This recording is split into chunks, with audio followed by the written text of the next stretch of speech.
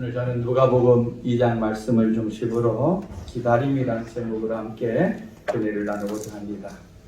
이제 성탄이 다음 주로 다가왔습니다.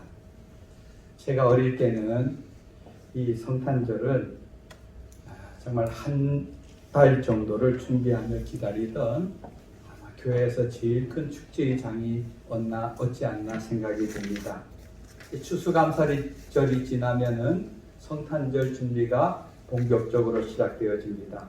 제일 먼저 하는 일이 뭐냐 하면은 산에 올라가서 요즘은 플라스틱이나 여러 가지 트리에 대한 기구들이 나와 있지만 그 당시는 그런 것이 없어서 산에 가서 아주 예쁘고 좋은 트리 할 만한 나무를 잘라오는 일이었습니다. 그리고 쌀이나무를 잔뜩 베어옵니다. 아주 곧고 아주 굵기도 적당한 쌀이나무를 베어와서 그 트리 나무를 가져다 놓고 화분에다 심어서 거기다가 트리 장식을 하고, 그리고 나서 쌀이나무는 뭘 하느냐 하면은 새벽성을 그 당시에는 많이 돌았지 않습니까? 새벽성을 돌려면은 이렇게 등을 들고 다닐 등이 필요한데 요즘은 뭐 랜턴이나 여러 가지 좋은 것들이 나와 있지만 그 당시 그게 없으니까 그 등을 하나하나 다 만드는 겁니다. 그러니까 12월부터 성탄절이 이르기 전까지 그런 등을 만드는데 한 40~50개를 만들려고 하면은,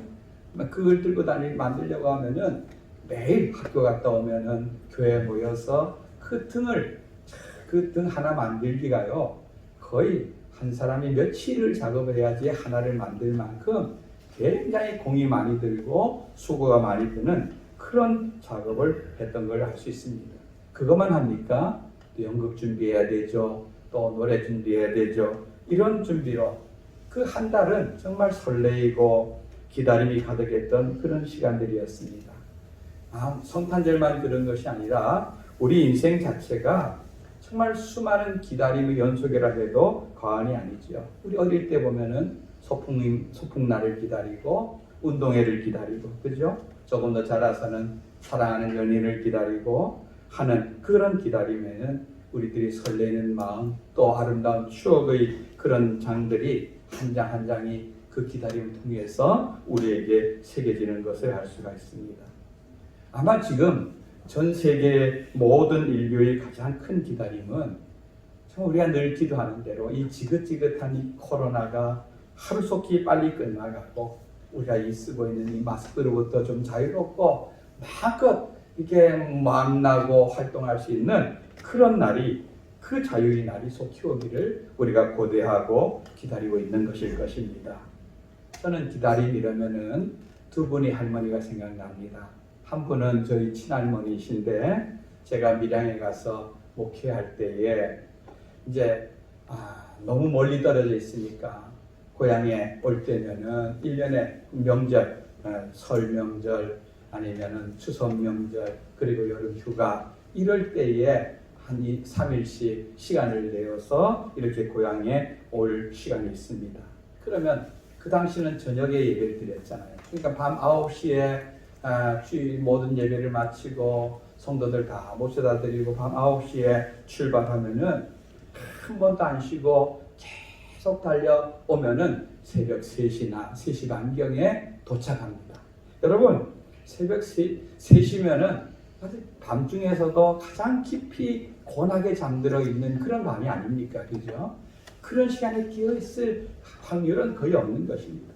그런데요, 제가 늘 집에 올 때마다 저희 할머니는 물론 제가 오는 날을 알아서 그렇지만 그날 대문을 활짝 열어놓습니다. 예? 차가 들어올 수 있도록 대문을 활짝 열어놓고, 그리고는 길가에 이렇게 쪼그리고 앉아서 지팡이를 짚고 쪼그리고 앉아서 손주가 언제 올지 모르는 손주를 기다리고 있는 그 모습이 저에게는 이렇게 새겨져 있습니다.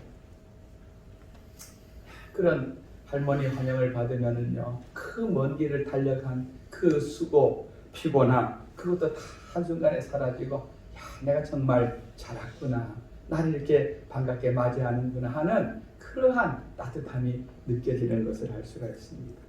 그리고 한 분의 할머니는요, 그 당시에는 새벽송을 이렇게 24일 날 저녁에 성탄 축하 예배를 다 마치고 또 밤에 각 파트별로 모여서 선물 교환도 하고 재미있게 놀다가 한 12시쯤 되면은 떡국이나 만둣국을 이제 끓여줍니다. 그걸 먹고는 12시간 넘은 시간에 이제 비록 새벽송이라고 해서 떠납니다. 그러면 마지막 돌아올 때가 되면 새벽 4시에 새벽 예배를 드렸는데 땡땡 종소리가 울리는 그런 시간에 돌아오는 것을 알 수가 있습니다. 근데 새벽송을 그래서 12시간 넘을 시간에 가서 4시까지 이렇게 도니까 새벽송을 돌다 보면은 그 새벽송을 맞이하는 성도들의 모습이 아주 천태만상입니다.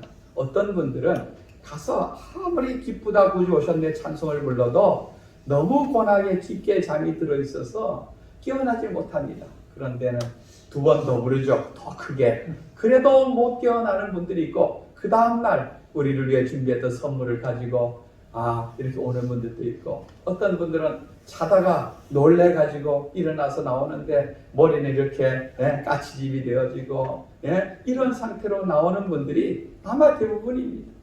어떤 분들은 그래도 집에서 따뜻한 차와 음식을 준비했다가 그 자기들의 새벽송 팀을 맞아들여서 거기에서 또 그걸 나눠주고 이렇게 하던 가난했지만 그런 시절이 있었던 것을 볼 수가 있는데요. 제가 잊지 못할 한 분은요. 아마 그 시간이 거의 4시가 다 가까운 이렇게 돌다가 맨 마지막 순서에 거의 갔을 때에 그 집을 방문했던 적이 있습니다. 아주 할머니가 혼자 사시는 그런 가난한 조그만 할머니가 사시던 분인 집이었는데요. 집 앞에 가니까 깜깜하게 불이 꺼져 있고 아무도 없습니다. 아무도 인기척이 없습니다. 그래서 저희들이 집 앞에 가서 이제 낮은 목소리로 기쁘다 구주 오셨네를 불렀죠. 그랬더니 불이 켜지면서 문이 활짝 열리면서 문을 활짝 열어놓고 그 안에는 한복을 곱게 차려입은 백발의 노 할머니가 저희들을 보고 이렇게 예쁘게 있죠. 절을 하는데 마치 천사를 맞아들이듯이 아니면은 예수님을 정말 맞아들이듯이 하는 그 모습. 여러분 그거는 자고 일어나서 금방 자기 자세를 갖추고 모양을 꾸민 그게 아닙니다. 그게 아닙니다. 그 밤이 언제 올지 모르는 그 새벽송 팀을 맞이하기 위해서 그 긴 밤을 옷을 정장을 입고 그리고 나서 그 밤을 아마 뜬 눈으로 아니면은 깊이 잠들지 못하고 지내왔다는 것을 그 모습을 보면서 알 수가 있었던 것입니다. 45년이 지난 그런 시점에 있었던 일임에도 불구하고 그 할머니의 그 성도님의 그 모습이 얼마나 강렬했던지 제 마음 깊은 곳에 이렇게 자리 잡고 있는 것을 볼 수가 있는 것입니다.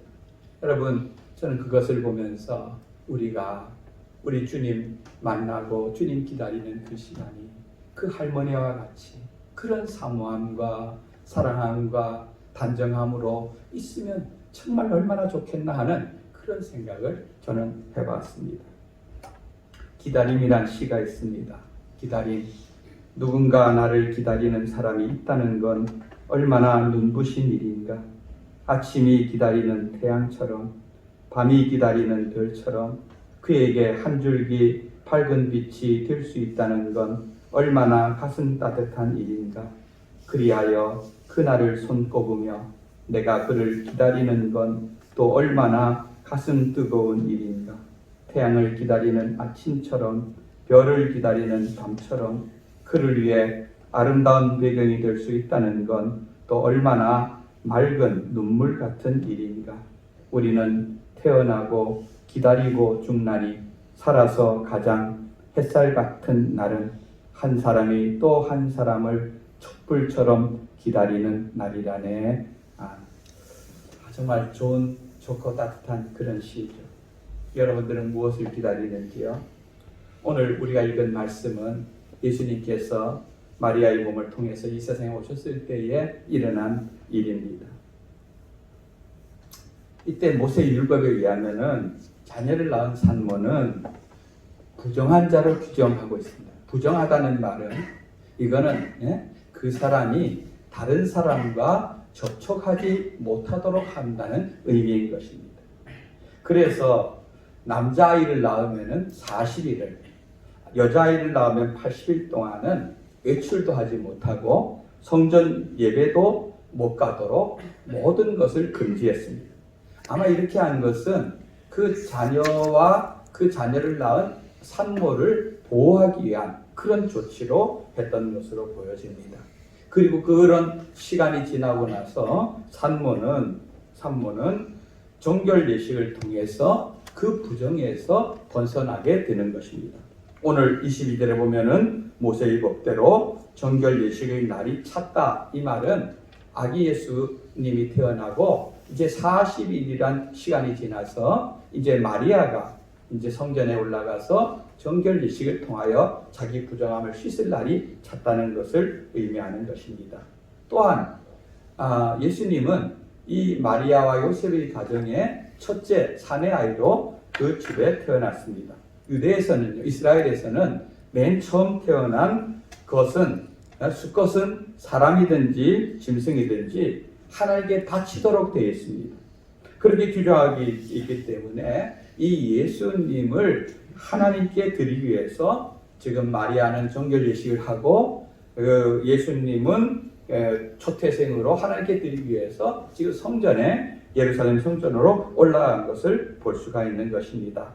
그러니까 이 아이를 드린다는 의미는 이 아이를 대신해서 생명의 속전을 하나님께 드림으로 말미암아 이 아이가 하나님께 드려진 자라는 것을 공개적으로 선포하는 그런 예식이죠. 그리고 여인의 정결 예식을 위해서는 오늘 24절에 나온 대로 산비둘기 한 쌍이나 집비둘기 2마리를 가지고 그것을 정결 예식에 사용하는 그런 예물이었습니다. 본래 해산한 여인이 정결 예식을 드릴 때는 그때는 번제물로 어린 양 1마리를 그리고 속죄제로 비둘기 1마리를 드리는 것이 일반적인 예였습니다. 그런데 가난한 사람들은 어린 양을 드릴 만한 여유가 없잖아요. 그죠? 그런 사람들을 위해서 어린 양 대신에 이 비둘기로 대신하여 드릴 수 있도록 했습니다. 그러나 이 예식은 모든 여인들이 반드시 통과해야 되는 그래야지 부정함에서 벗어나는 예식이었습니다. 여러분 이걸 보면은 이 당시 이 요셉과 마리아의 가정 형편이 어떠하다는 것을 우리가 짐작할 수가 있는 것입니다. 그래서 이제 요셉과 마리아와 아기 예수가 이 예루살렘에 올라갔습니다. 그런데 이 불과 한 달 조금 더 된 이 어린 아기 예수를 보고 그를 환영하고 그를 알아보고 축복하는 이런 사람이 있었는데 그 사람이 오늘 성경에 나오는 시므온과 안나라고 하는 두 노인이었습니다. 여러분 이들의 이 모습을 살펴봄으로 말미암아 저와 여러분들은 어떻게 이 땅에 오시는 예수님을 기다려야 될지 함께 살펴보기를 원합니다. 여러분 예수님이 이 땅에 태어나실 그 당시 유대는요 계속 역사적으로 이스라엘의 그 과정들을 보면은 이스라엘은 계속해서 오랫동안 식민지로 계속 왔습니다. 페르시아와 헬라가 440년 동안이라는 지긋지긋한 날들을 이스라엘을 식민지로 삼았습니다. 여러분 말라기가 끝나고 구약에서 마태복음이 시작되어지는 신약까지 그 기간이 약 450년 기간입니다. 그 모든 시간의 대부분이 영적으로 암흑기였고 또 이스라엘이 정치적으로 굉장히 어두웠던 그런 시간이었습니다. 그러다가 BC 한 100년경에 잠깐 몇십 년간 이스라엘이 독립을 합니다. 마카비라는 사람이 나타나서 그러한 헬라로부터 이스라엘을 독립시켜서 잠깐 유지하지만 그 나라도 곧 멸망당하고 그리고 헬라가 무너지고 그 다음에 또 들어선 강대국이 로마라고 하는 나라였습니다. 여러분 그러니까 로마의 식민지에 들어가면서 그들은 급격한 혼란과 역사적 혼란과 어려움을 겪었던 시기였습니다. 그리고 로마는 이 유대인들을 다스리기 위해서 총독을 파견했을 뿐 아니라 그들의 왕으로 헤롯이라는 사람을 왕으로 세웠습니다. 그런데 헤롯은요 혈통적으로 정통적인 유대인이 아니었습니다. 그는 에돔인의 피가 섞여 있는 그러한 사람이었습니다. 그러니까 이 그럼에도 불구하고 이 이방인이 로마의 힘을 등에 업고 유대의 왕으로 등극한 것이죠. 여러분, 그것은 자존심 상한 민족적인 성향이 굉장히 강한 유대인들에게는 도저히 왕으로 헤롯을 받아들이기가 그들은 어려웠던 것입니다. 그래서 그들은 어떻게 해서라도 이스라엘을 다시 독립된 나라로 찾기 위해서 여러 가지로 애를 썼습니다. 그러나 로마라고 하는 이 제국은 워낙 강력한 그런 힘의 나라였기 때문에 그 앞에 굴복할 수밖에 없었고, 그들은 소망을 잃은 채 무기력하게 살아가고 있었던 것입니다. 그리고 당시 이스라엘 사람들은 대부분 유대교 신앙을 갖고 있습니다. 하나님을 믿는 신앙이죠. 여러분, 그들이 스승인 랍비인 이 바리새인들은 율법의 그 진정한 정신은 망각한 채 율법 조항을 그 조문에만 얽매여서 점점 형식화되어져 가기 시작하고, 그러니까 그 백성들은 수많은 율법 조항을 지켜야 되는 그 무거운 짐 속에 눌려서 신앙생활이 즐겁고 행복한 것이 아니라 그들에게 억압되어지고 어려워졌던 것을 알 수가 있습니다.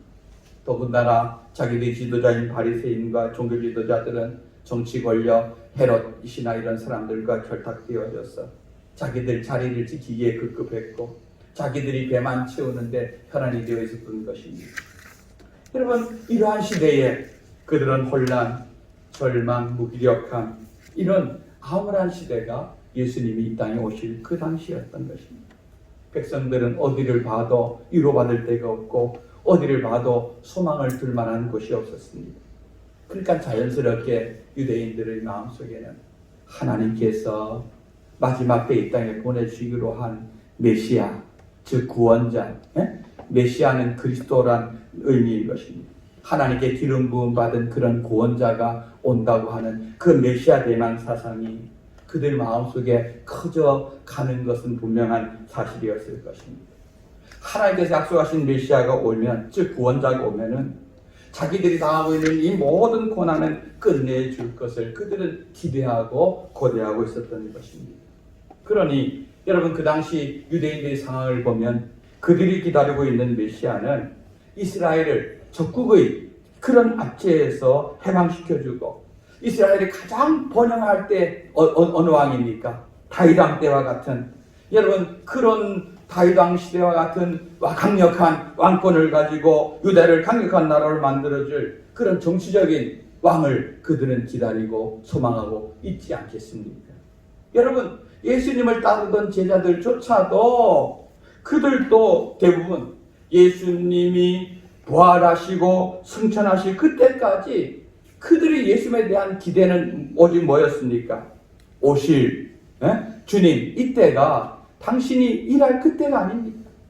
당신이 이때가 왕으로 등극할 그때가 아닙니까? 예수님은 지금 한나라로 승천하는 그 순간까지 그런 기대감이 그들에게 가득 차 있었던 것을 볼 수가 있습니다. 이 땅에 대한 메시아, 이 땅의 왕으로서의 한자리할 그 마음들이 그들에게 있었던 것입니다. 여러분, 이렇게 온 나라가 온통 성경이 말한 대로의 메시아가 아닌 자기들이 바라고 꿈꾸는 그런 메시아를 기다리고 있는 이때에 오늘 성경에 보면은 시므온과 안나라고 하는 이 두 분은 성경이 말하는 그 구원자를 오랫동안 고대하며 기다리고 있었다는 것입니다. 여러분, 이것은 정말로 중요한 사실인 것입니다. 우리들의 신앙이 어떤 내 만족, 어떤 내 필요만을 채우기 위해서 예수를 믿는 것이 아니라 바른 복음 속에서 바른 성경이 말하는 그 예수님을 믿음으로 받아들이는 것이 정말로 중요한 것이기 때문인 것입니다. 여러분, 요한복음 6장을 보면은요, 예수님이 가장 큰 이적이라고 할 수 있는 보리떡 5개와 물고기 2마리로 수천 명을 먹인 그 사건이 나옵니다. 여러분, 그때에 모든 백성들은 환호했습니다. 예수님을 왕으로 삼고자 했습니다. 그 목적이 뭡니까? 야, 저런 능력 있는 예수라면은, 저런 예수라면은 로마의 어떤 힘이라도 능히 쫓아낼 수 있고 우리를 능히 구원할 수 있고 우리들이 먹고 사는 모든 문제, 인생의 모든 문제를 단번에 해결해 줄 수 있을 것이라는 그런 정말 그들이 바라는 메시아로서의 기대감을 예수님이 충족시키기 때문인 것을 볼 수가 있는 것입니다. 예수님은요, 보리떡을 가지고 그렇게 많은 사람들이 먹이고 한 목적이 뭡니까? 너희가 이 보리떡을 보고 너희들이 배부르는 양식으로만 여기지 말고 내가 생명의 떡인 나를 그 보리떡을 보고 너는 발견하라는 그런 의미로 예수님은 그걸 했는데, 그 기적의 본래의 의미는 깨닫지 못하고 떡에만 눈이 어두워서 자기들이 배부르면만 만족시키는 것을 찾기 위해서 예수님을 찾는 그 무리들. 그래서 예수님은 내 살을 먹어야 된다, 내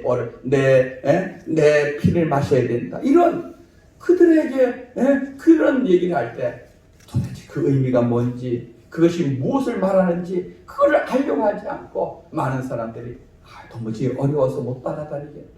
그러면서 예수님의 성경에 보면 예수님의 제자들조차도 많은 사람들이 예수님과 더 이상 함께하지 않았다라고 말하고 있습니다. 그때 예수님이 자기 12제자들에게 이렇게 말하죠. 너희도 가려느냐. 여러분, 얼마나 쓸쓸한 말씀입니까? 너희도 가려느냐. 세상 사람들, 나를 메시아로 환영하던 저 많은 사람들이 다 실망하고 돌아가고 그랬는데 너희도 가려느냐. 그때 베드로가 뭐라고 고백합니까? 생명의 말씀이 여기 계시네.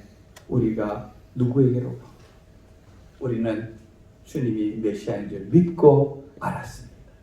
여러분, 그 대답은 정말 마태복음 16장이 예수님은 그리스도시요 살아계신 하나님의 아들입니다 하는 그 고백처럼 중요한 고백인 줄 믿습니다. 저와 여러분들도 생명의 말씀 되신 예수님 붙잡고 믿음으로 생명의 말씀 되신 그분을 모시고 살아가는 진정한 믿음의 성도들 되기를 주님의 이름으로 축원드립니다. 사람들은요, 지금도 마찬가지입니다. 우리 붕어빵 전도를 하다 보면은 아예 그것도 외면하는 사람들도 있습니다. 그래서 이 붕어빵 기계 들고 태국이나 저 미얀마나 어려운 지역 가면 아이들이 한 10m씩 줄을 쓸 텐데, 그죠? 그런 생각도 드는데, 그런 외면하는 사람, 어떤 사람, 대부분의 사람들은 붕어빵에는 관심을 보입니다. 여러분, 우리가 붕어빵 주려고 그거 합니까? 붕어빵을 통해서 어떻게든 그들에게 예수님 전하고 우리 교회를 소개하고 예수님 믿도록 하고자 하는데, 많은 사람이 붕어빵에 관심을 가져요. 그러나 정작 생명 되신 예수님께는 말로는 붕어빵 먹으니까 네네 하지만 한 명도 주님께로 돌아온 사람들이 잘 없는 걸 알 수가 있습니다. 시큰둥하는 것입니다. 그들에게는 그냥 육신의 달콤함, 그것만 가지고 만족하는 그런 것이 예수님 당시나 지금이나 모든 대부분의 사람들이 모습인 걸 알 수가 있습니다. 그런데요, 이런 시대 가운데서 이 안나와 시몬 보십시오. 여러분, 시몬은 그렇게 널리 알려진 사람이 아닙니다. 여기만 나옵니다. 안나도 마찬가지고요. 시몬이라는 이름은 이스라엘 백성들 가운데 굉장히 흔한 이름이었습니다. 베드로도 원래 이름이 시몬 아닙니까? 시몬 같은 이름입니다. 그런데 오늘 성경 말씀에 보면은 25절에 보면 이 사람은 의롭고 경건하여 이렇게 말하고, 의롭고 경건한 삶을 살았다 이렇게 말하고 있습니다. 시몬이 어떤 지위에 있었는지 어떤 사람인지 이런 건 몰라도 이분은 의롭고 경건한 삶을 살았다. 여러분, 의롭다는 말은 착하다, 좋다 이런 의미보다는 어떤 원칙이나 기준에 합당하여서 법적으로 아무 하자가 없는 그런 삶을 살았다는 것을 표현하고 있는 것입니다. 또 시몬이 의롭게 살았다는 것은 하나님의 기준에 합당한 생활을 했다는 것을 의미하는 것입니다. 또 그러면서 그 경건하다는 말은 그의 삶이 신중하고 세밀하게 주의를 기울여서 모든 행동을 했다는 것을 의미하는 것입니다.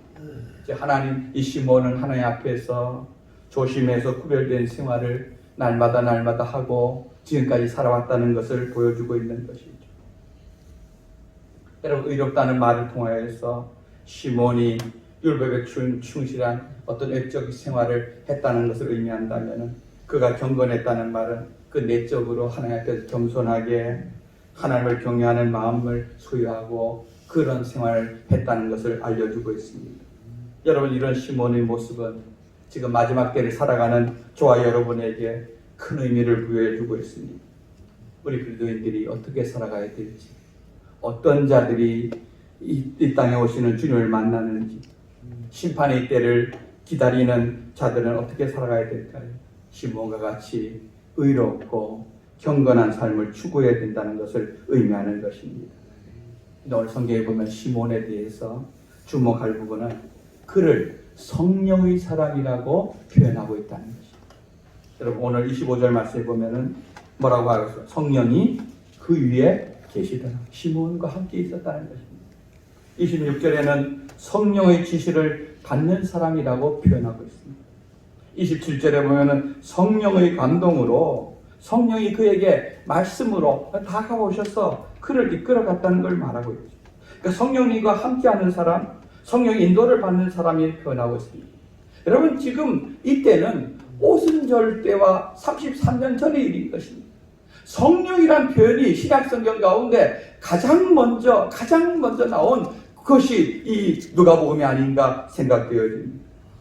그런데 그렇게 성령이 본격적으로 교회 가운데 임하기 전에 이 시몬은 이미 성령의 인도하심과 함께하심과 성령 인도를 받는 그런 삶을 살았던 성령 충만한 사람이었다는 것입니다. 이 성령님이 요셉과 마리아가 아기 예수님과 함께 성전에 들어가자마자, 야, 지금 성전에 들어가면은 아기로 오신 그 메시아가 와 있다. 그를 찾아서 그를 축복하고 많은 사람이 알리라고 그에게 얘기해 줍니다. 얼마나 복되기합니까? 그래서 그는 얼른 성전에 가서 아기를 안고 기뻐하면서 지금 하나님께 찬송을 올려드리는 장면이 오늘 여기 28절부터 나오는 장면인 것을 알 수가 있는 것입니다. 여러분, 우리 예수님께서 다시 오실 때도 성령 충만한 사람들은 아멘 주 예수여 오시옵소서 하고 두 팔 벌리고 주님 오심을 기다릴 뿐 아니라 환영하고 영접할 것입니다. 저는 저와 여러분이 그런 자들로 주님 앞에 서기를 간절히 소망하며 축복합니다. 여기 보면 또 한 사람이 나오죠. 안나라는 한 여자분이 나옵니다. 그는 선지자라 이렇게 기록하고 있습니다. 선지자. 근데 이 여인의 삶을 가만히 들여다보면요, 인간적으로 굉장히 불행한 삶입니다. 결혼해서 남편하고 7년밖에 살지 못했다 이렇게 말하고 있습니다. 그리고 과부로서 84세가 될 때까지 살았다고 말하고 있습니다. 여러분, 이 당시 84세는요 굉장히 오래 산 것을 의미하는 것입니다. 그런데 여러분, 살림이 넉넉하고 또 건강하고 모든 것이 풍족할 때 오래 살면 축복이지만 이 여인은 남편도 없습니다. 자녀도 없습니다. 세상적인 소망이나 즐거움 오래전에 다 끊어졌습니다. 여러분, 지금은 우리 사회복지적인 제도가 잘 돼 있어서 그래도 다 기본적인 생활을 할 수 있도록 해주지만 이 당시는 이렇게 과부고 남편 없고 자식 없고 이런 여인들은 정말로 어려운 그런 삶을 겨우겨우 영위하는 그런 상태에 있었던 것을 알 수가 있습니다. 여러분, 그러면은 그가 과부되고 온 삶, 그 안난한 그 삶, 어떤 신세한탄이나 원망하는 삶, 그런데 쓰지 않았다는 것을 알 수가 있습니다. 오히려 그는 자녀나 남편에게 매이지 않는 그 자유로움 속에서 날마다 성전에 들어가서 그는 금식하며 기도하며 그 일에 그의 마음과 시간을 쏟았다는 것을 보여주고 있는 것입니다. 이처럼 늘 깨어서 하나님 나라의 소망을 바라보고 기도하는 자에게 하나님 영안이 열어주셔서 하나님의 뜻을 아는 지혜를 주시고 하나님의 비밀인 그리스도를 깨달아 알게 하신 것입니다. 여러분, 이런 시몬과 안나를 통해서 우리가 배울 수 있는 것은 무엇입니까? 여러분, 나이를 든다는 것이 결코 슬프거나 소망이 없어지는 것이 아니라는 것을 우리가 알게 됩니다. 오히려 더 큰 소망을 그는 갖게 되는 것을 알 수가 있습니다. 여러분, 이 세상의 소망인 사람들은요, 나이가 들면은 점점 소망이 없어집니다. 또 취해지기 쉽습니다. 그러나 믿음 속에서 구주를 기다리고 천국을 바라보고 사는 자들은 오히려 이 세상의 소망은 사그라질지 몰라도 천국에 대한 소망은 점점 더 뚜렷해지고 삶의 자리들이 정돈되어지고 단순해지는 삶을 살 수 있다는 것을 보여주고 있습니다. 이 시몬과 한나가 걸어갔던 이 길이 저와 여러분이 바라고 따라가고 소망하는 그런 길이 되기를 주님의 이름으로 축원드립니다. 말씀을 정리합니다. 여러분, 지금 우리는요, 이 땅에 오신 구주 예수 그리스도를 환영하는 성탄을 기다리고 있습니다. 또 한편으로는 다시 오실 재림주이신 예수님을 기다리는 그런 시점에 있습니다. 저는요, 우리 주님께서 빨리 오셨으면 참 좋겠습니다. 아멘. 우리 목사님만 아멘 하시는데, 네. 젊은 사람들은 이렇게 생각할지 몰라요. 아니, 목사님이 그래도 벌써 한갑도 넘었고 살 만큼 살았으니까 그럴지 몰라도 우리는 앞길이 창창한 젊은 날인데 이 세상에서 뭔가 좀가 해보고 주님 만나야지. 예? 주님 오시는 것이, 예? 기다리는 것이 좋지. 이렇게 생각할지 몰라도 저는 주님 기다리는 그 마음이 저희 마음속에 있는 것은 이 세상이 싫어서라기보다는 주님의 나라가 훨씬 더 기대되기 때문인 것입니다. 아멘. 여러분, 우리 믿음의 사람들은요, 날이 가면 갈수록 천국에 대한 소망, 주님 나라에 대한 소망은 더욱더 확신해지고 더욱더 뚜렷해지는 그런 믿음의 사람이 되어야 될 줄로 믿는 것입니다. 아멘. 그러나 기다림 자체만으로 우리가 예수 그리스도를 만날 준비를 다하는 것은 결코 아닌 것입니다. 잘못하면은 마태복음 25장에 나와 있는 그 미련한 종처럼 주님 앞에 섰을 때에 너 이 땅에서 나에게 주어진 시간, 나에게 주어진 달란트 다 묻어놓고 뭐 하다 왔니? 주님께서 우리에게 책망하신다면은 주님 기다림과 주님 만나는 시간이 우리에게는 축복의 시간이 아니라 오히려 두려움과 떨림의 시간이 될 줄로 아는 것입니다. 저는 시몬과 안나와 같은 이 신앙을 우리가 배우길 원하는 것입니다. 의롭고 경건하게 성령님의 인도를 받는 생활, 그런 생활이 우리들의 삶 속에 날마다 되기를 원합니다. 불행한 삶 속에서도 한탄하는 인생이 아니라 영원한 소망의 나라를 바라보고 믿음으로 그 모든 삶을, 어려움을 극복하고 승리하는 그런 신앙생활을 할 수 있는 우리 모든 성도들이 되기를 주님의 이름으로 축원드립니다. 아멘. 우리 백사장 찬송, 우리 잘 모르는 찬송인데요.